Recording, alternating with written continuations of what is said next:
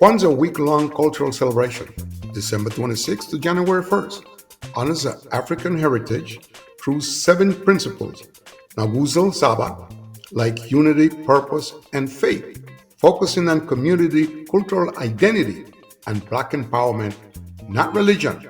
It involves lighting the candles, kinara, feast, karamu, and symbolic gift, sawari, to foster pride, responsibility, and connection to the African roots, originating from Dr.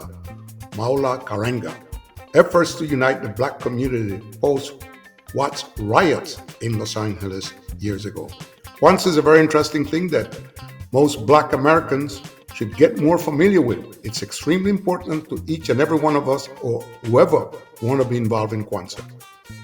Good evening. Welcome to a special edition of the International Grapevine. This is your host, Wallingford Lee. Tonight on the Grapevine, we're going to have the opportunity to talk a little bit about Kwanzaa, the importance of Kwanzaa, and who made it, and how it came to be so famous, and how important it is to the African group and to all people who have a certain amount of education and know the importance of Kwanzaa. So today on the International Grapevine, we did this show maybe about 6 years ago, but I feel extremely happy and thrilled to have tonight our special guest, who's a man for all seasons. I'm talking about my friend, a strong man. I'm talking about our dear friend who's always on our program, talking about Brother Hank. Brother Hank, welcome to our program. We want to take this opportunity to work with you tonight about all the highlights of Kwanzaa and the important things. Welcome to our show. Thank you again. As always, it's great to be with you. Well, I felt that I had to reach out to you because it was so close to Christmas, and more importantly, my kids are more in college, so they know about Kwanzaa. And the small one who's doing good in Manhattan says to me, "Why you haven't done a program on Kwanzaa?" I says, "Well, I'm going to reach out to Brother Hank." She says, "That's the ideal person. Go get him." I says, "Okay, I will." Well, well, she's seen quite a few programs with you, and she says, "You guys should have been doing this a long time ago." I said, "Thank you very much, Genius." Okay. All right. I want to take this opportunity to talk a little bit about Kwanzaa. What is Kwanzaa and how important that is? Kwanzaa is a cultural celebration that was founded by Dr. Maulana Karenga in 1966 and has grown organically through the years, up until now. Much of it being really most of the spread being done by grassroots activists.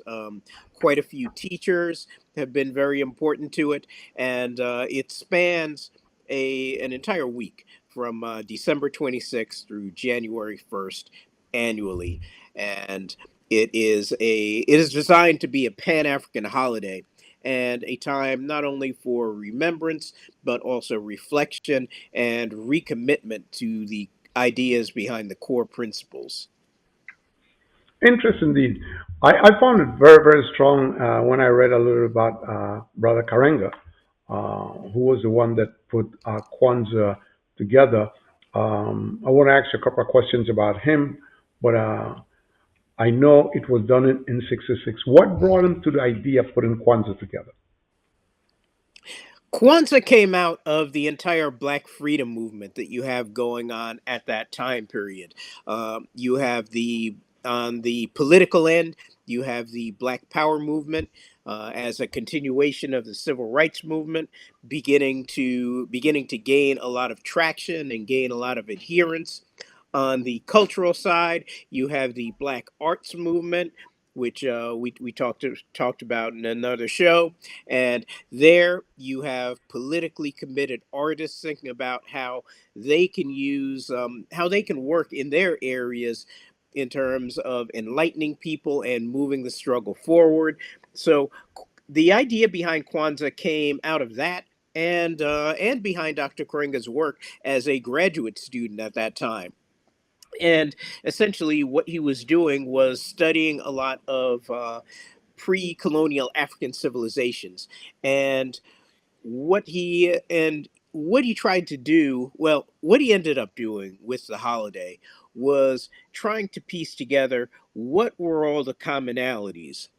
that he found in terms of value systems and in terms of concepts between between all the areas that he studied. And one of the things he found was were quite simply harvest celebrations. And obviously there are there are a lot of different ones all over the continent. So he absolutely did not make the mistake of collapsing everything into one.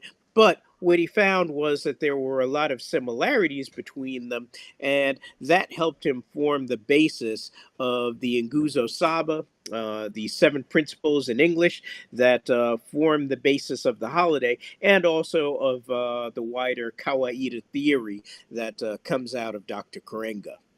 So the idea was essentially to create something that would, one, have us reflect on ourselves as African people, and two, try to actually bring us together globally and have us focus on the global African experience.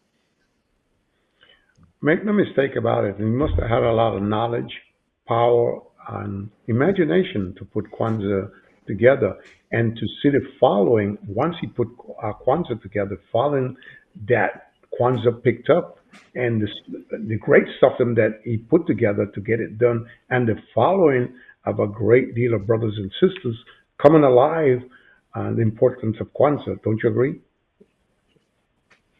Absolutely. And you can actually see a lot of the background that ends up going into it in a lot of his books. I mean, his second doctoral dissertation, which is about 800 pages, gives you, I mean, that kind of gives it to you in much more detail. The vast majority of people, even the vast majority of academics, aren't going aren't going to read that. So he put together he put together a more accessible version of it here in his book, simply titled Kwanzaa, and people can go to the official Kwanzaa website. And that's really emblematic of how Dr. Karenga has sort of approached academia and sort of approached research and that kind of thing. He believes that the research and foundations of things are extremely important, but as the first thing he did, he didn't really want to go the traditional route. If say you're just trying to get a job and put something into an obscure academic journal, or what they call a monograph, a book with a university, with a university press, that is impressive to the people in the academic world, but the reality is a lot of the time, or most of the time, becomes irrelevant to people outside. So part of what he wanted, so the primary thing he wanted to do was to create something that would actually be useful for people, useful for us in our everyday lives, could be put into practice, could form the basis of popular celebrations, and that's really how you have it coming about. So there is absolutely, there is absolutely an incredible amount of academic research that goes into it in terms of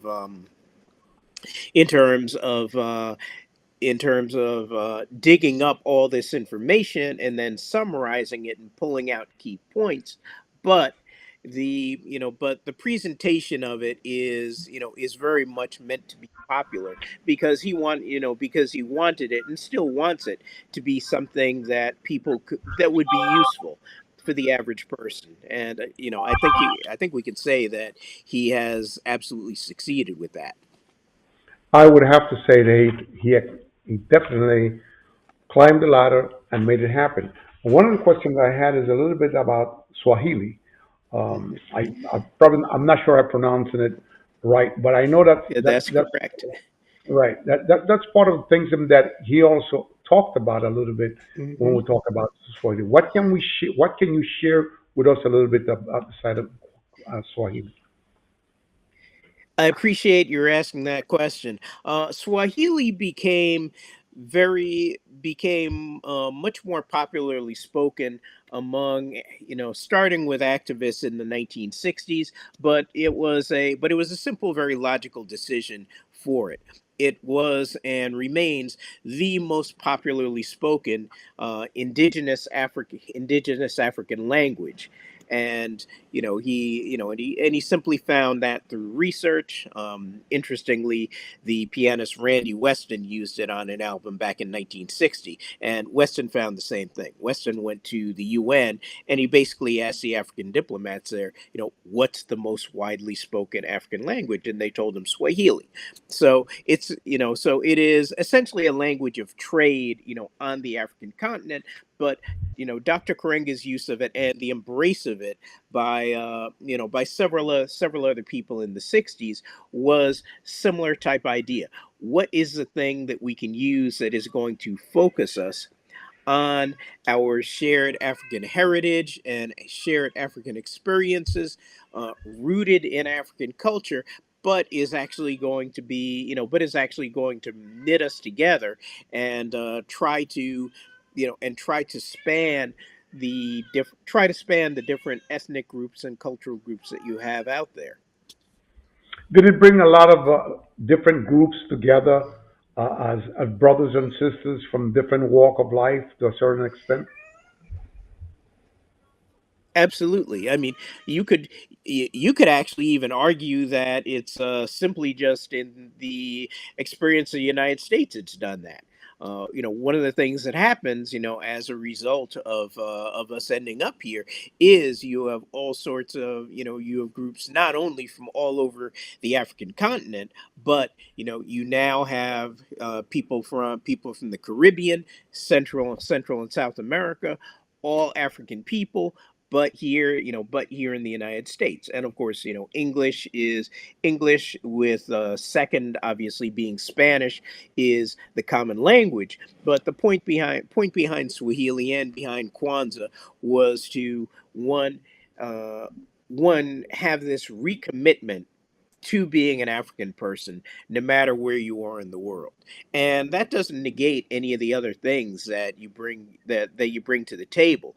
But but having people focus on that commonality and common aspect, it gets us beyond some of the infighting that often goes on, and a lot of time is really unnecessary. I agree.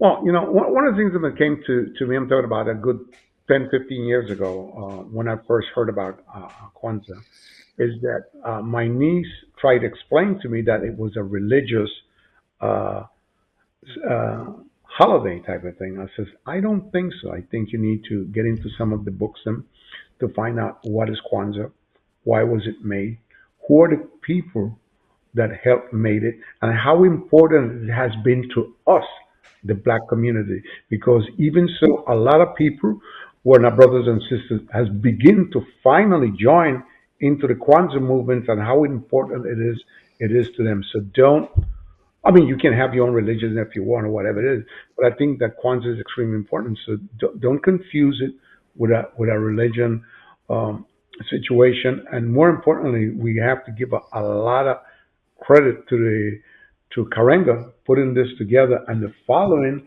that he has developed. Interesting enough, my research tell me a lot of things that push him is some of the riots that he saw in California, and that's how come his mind started expanding more, and Kwanzaa came aboard, and he made it deeper. Does that make any logical sense to you in terms of that?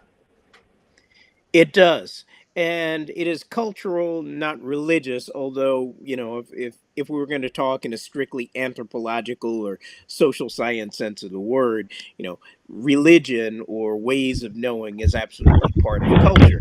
But the idea behind Kwanzaa is specifically non-religious. So you can, whatever your religion is, you can actually, you can celebrate it. And that's part of the reason why it is when it is, because he recognized that one, a lot of people do actually celebrate Christmas, so he wanted to make it, after that. Two, that last week of the year is traditionally sort of a slightly slower time for a lot of people, and that created a little bit more room for reflection. But the point is that he wanted to create a space so that whatever you are, if your religion is Christianity, if your religion is Islam, if your religion is Judaism, if it's one of the traditional African religions, everybody actually has a home. Now, it is worth saying, and I think part of the confusion comes in that very early on, in terms of some of the very earliest celebrations, and the earliest iteration of it, it did have quasi religious aspects, but but at this point it's very clearly designed not to be specifically tied to a religion. In terms of the Watts riot and the Watts rebellion and the other rebellions in the 1960s, those are absolutely events that catalyzed the period.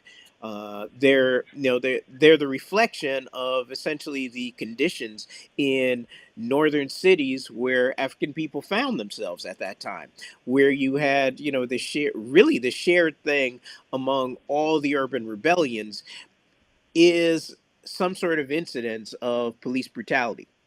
Either the police kill somebody, or the community thinks they killed or the community thinks they killed them, which is justified because they'd seen that over and over and over again, or they'd beaten somebody up, or something like that. And you actually have literally hundreds of urban rebellions, from bracketed from 1964, starting in Harlem, later spreading to Bedford Stuyvesant in New York, um, and pretty much bookmarked in 1968 as a response to the assassination of the Reverend Dr. Martin Luther King Jr. And people can actually take a look.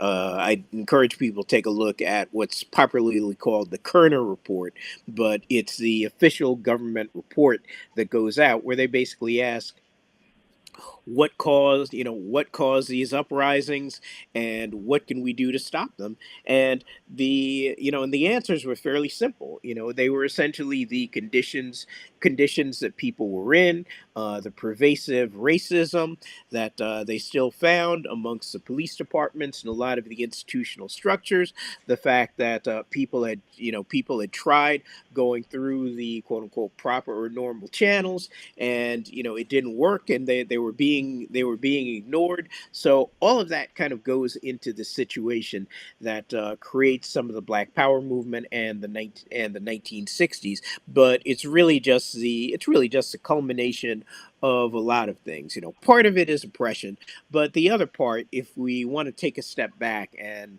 not just located in oppression and the trauma, is that at the time there's basically a redefinition and rethinking of who are we as African people, and that's going on globally.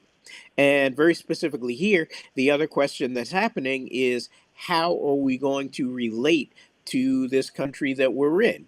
What are the terms of engagement going to be? So it is really part of that self reflection and self redefinition that's coming out of the time period that creates not just Kwanzaa, but all the other political movements and cultural movements and social movements that you see going on, many of which still exist, or at least still have aspects of their existence. Make no mistake about it, it still exists. I always felt that the uprising was always only in the South, but the amount of things that happened in Los Angeles, some of the things that happened in New York, um, all the things that Dr. King tried to work with and stuff like that, ultimately it's got to be killed in the long run. And these type of people tend to think that colored people are violent, but it's not that. It's the amount of things that they have to go through, all the stones and the stops and the stuff like that, and the abuse of power sometimes, where against minorities and stuff like that, make some people rise as you move forward. I think 1966 was the year that Karanga made Kwanzaa. I got to give him Yes. a lot of credit because it was 66 and bringing it on out and stuff like that. What type of And to add to reception? that, he's in his mid 20s at that time period.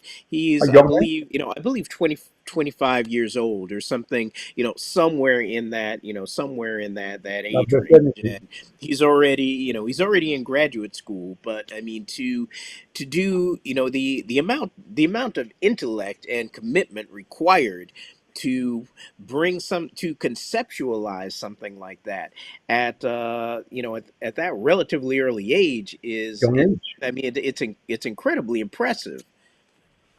Well, not only that, his creative mind, the passion and his creative mind, Absolutely. and putting it together.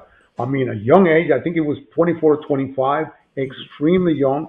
He probably saw everything that was happening, and it's hard to live, hard to take and stuff like that. And he stood up, created Kwanzaa, and there has been a great following behind Kwanzaa and going forward. Let's talk a little bit about some of the things. And what are the seven principles when we talk about Kwanzaa? Sure. Seven principles, first in Swahili, then in English, are umoja, which is unity, kujichagulia, which is self determination, ujima, which is collective work and responsibility, ujamaa, which is cooperative economics, and that he takes from Kwame Nkrumah's idea. Nia, which is purpose. What is your purpose? Why are you here? Why are you going through the world? How are you moving through from day to day life? Kuumba, which is creativity, and uh, and Imani. finally, the last day is Imani, which is faith. Interestingly enough, when something like this is broken down, especially at the beginning, and it starts to spread, what type of feedback people started getting? Is that from school after learning more about Kwanzaa, after reading more about Kwanzaa? How did they pick it up? Is he has he spread so fast at a young age and and all over the nation where all these things then come to the table where people ask questions and they get answers and they get excited. What type of feedback he started getting when he started spreading like the seven principles or how long does Kwanzaa last? What type of feedback when he puts his word and his ideas out there did he get? Well, the thing is that, and the amazing thing is that a lot of people see value in it. Many of whom are teachers, and that's really one of the ways that it spreads. It gets because there isn't any. The thing to realize is there isn't any huge institutional structure behind this, right? So that's the first thing to get. That's the first thing to get straight. Not a lot of money, not a whole lot of institutional structure, but what happens is, one, there actually is a national network of people in organizations who pick it up and begin to implement it locally. And they also find that the Nguzu Saba, or seven principles, are a very good foundation for everyday life, particularly for children, but even for adults. And that's actually part of the idea. The idea that it should the week of Kwanzaa is a week of reflection and reflection on these principles, but really the goal is to actually live these things in your everyday life. And Dr. Karenga likes to say, if you can practice some of the principles some of the time, then we can move ourselves both individually and collectively into a much better, much stronger, more productive space. And that's what happens. And in independent black schools, Kwanzaa celebrations, things like that, the principles are spread. And a lot of children, or a lot of children used to be introduced to it in that way. And even now you have a vast network of Kwanzaa celebrations literally worldwide. And even in New York City, there are, I would say, I mean, I know of about a dozen different ones that happen annually. And those are just the ones I know of, which means that there have to be a couple dozen more that I don't know. And a lot of people will also do celebrations in their own homes every night as well, using some of the symbols, and Yes. and doing it like that. So the uptake of it has been absolutely phenomenal. And I said this before, but especially considering that this is largely a grassroots effort. You do eventually have a good bit of crossover into the mainstream, particularly via the Kwanzaa U.S. postage stamp that came out several years ago. Yes. And at this point, you'll have several Kwanzaa, technically usually pre-Kwanzaa celebrations in schools, which kind of have varying. If it's something that's going to be officially done as a school, it has some sort of no, it has some sort of imprint, or at least imprimatur from the school. But largely there isn't any. This isn't any sort of tightly coordinated effort, is what I'm trying to get to. Understood. Can we talk a little bit about some of the main symbols, if it's possible? Sure. A few symbols. I saw Kinara here, which is a candle holder, and Right. I'll let you take it and go from there. But I Yeah. but I see them here. Misuma, Saba. The uh, Uh, the Kinara, which is a holder that holds seven candles, is the main thing. And with that, you have the candles. There is one black candle in the center, uh, flanked by three red candles and three green candles. And the symbolism of those is important. The black candle represents black people and unity. Red and green also having symbolic representation too. And uh, part of the ceremony is lighting candles, every single night, to highlight one of the principles. Uh, it is, the Kanara is placed on a straw mat, which is to symbolize groundedness in the earth and the struggle. Other assorted symbols you have are usually ears of corn, which are meant to represent children and the promise of the future. You also usually have some fresh produce, fresh fruits and vegetables, which again that goes back to the idea of the harvest celebrations. And there were other assorted things. The red, black, and green flag is key as well. as you mentioned, the black, red, and green. That impressed me a lot because it talks with a couple of brothers that I know very well. They talk about block for the people and the power of it and what they learn from it and how it carries them to a higher ground in terms of ambition, in terms of knowing what's right, what is wrong, and how proud they are of it. And they were not shy about, well, talking about black, red, and green. They were able to explain, they were able to talk about it and stuff like that. Even in my kids, I'm out in Long Island.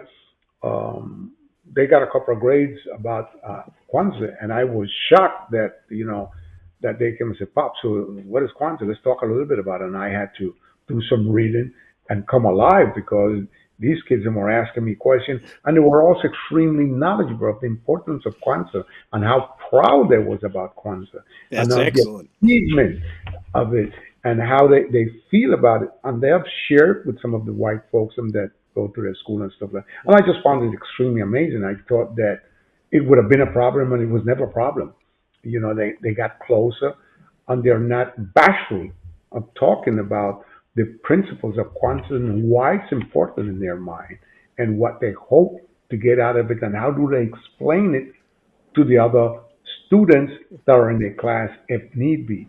And more importantly, they talk a lot about December 26th because Hmm. between December 26th to the 1st of January, what's going to happen? And, so watching them talking about themselves, I was kind of, I better start doing some reading myself too. But I found it to be very, very, very, very important. What is the significance of the corn? I wasn't aware of that one a little bit. The corn the corn is usually used to is usually a stand-in for children, and they're because the idea is that part of what we need to be doing is grounding ourselves in the future and properly socializing children, which will properly socialize and bring forth the society that we want to see, and that can only happen if you give children the proper guidance and proper support. So that's what the corn represents. And if people don't have children of their own, part of the idea is that when you get to a certain age and a certain level of responsibility in society, you're essentially a collective parent.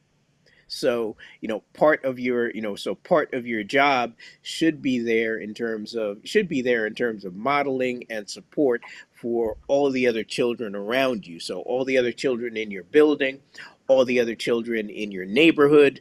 My job, of course is teaching, and at the college level I don't work with young children, but I'm working with but a lot of who I work with are young adults who are essentially in their final stage of maturation out of childhood into adulthood. So the idea is that properly nurturing children as part of your collective responsibility as an adult in society. No question about it. How would you consider a celebration of Kwanzaa? How would you uh, speak on something like that? Well, there are many ways to do it. What is the things that are basically key are using the symbols properly, and having the actual symbols, and understanding what they all mean and what they all represent, and being able to do that accurately. Reflections on the principle of the day.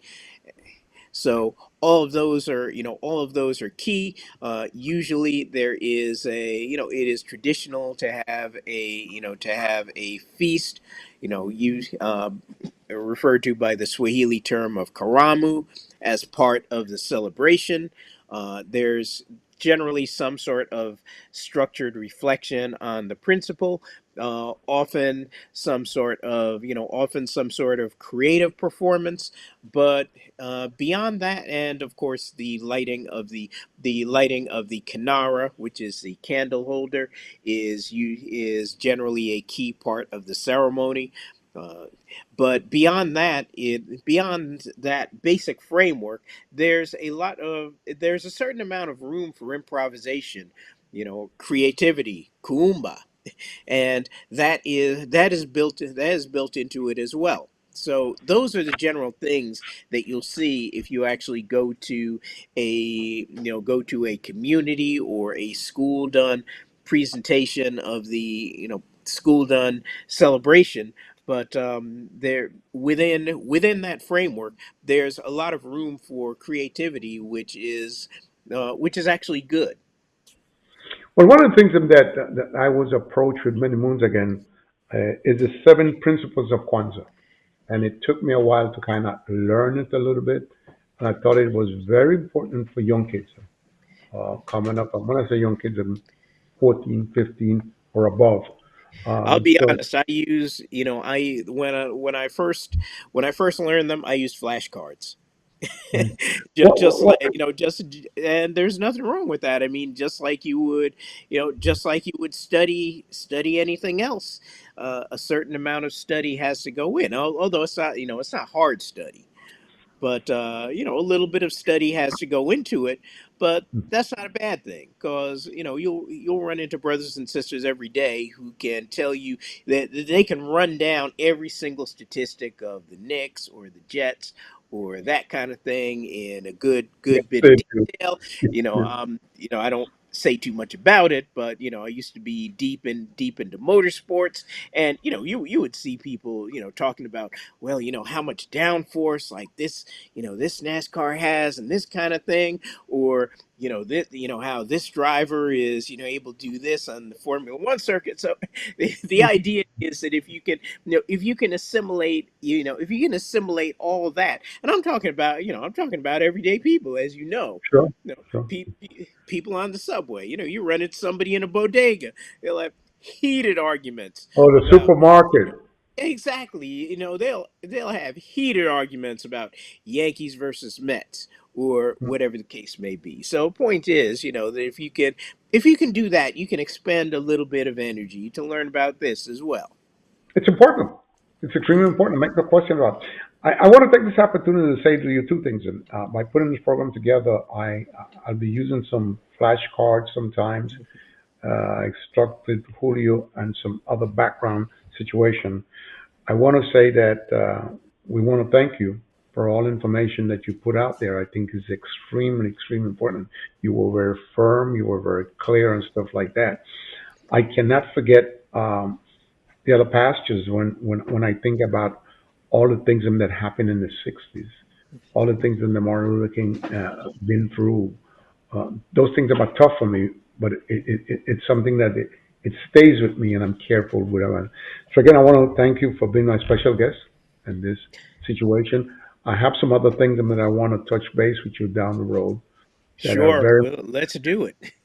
that has to do with education and stuff like that. So we should be talking sometime after Christmas to see if we could put a couple of things together. I really That would. sounds good. If you don't mind, there's just one more thing I'd like to share Yes, please go before ahead. we leave, Sure. and two things are: one, that people need to get accurate information, and that's the thing, and that's becoming increasingly difficult with the prevalence of AI and all sorts of other stuff. So you can go to the official Kwanzaa website, and that's actually the name of it, and that is administered by Dr. Karenga. You can pick up Dr. Karenga's book. That's really kind of the best place for authoritative information. But people have to be very careful, because there's basically a lot of bad and false information floating around out there. So you do need to be careful with the sources that you use, so that you're not confused or spreading misinformation. And that's the last thing that I want to share, and the thing that would be good to end on.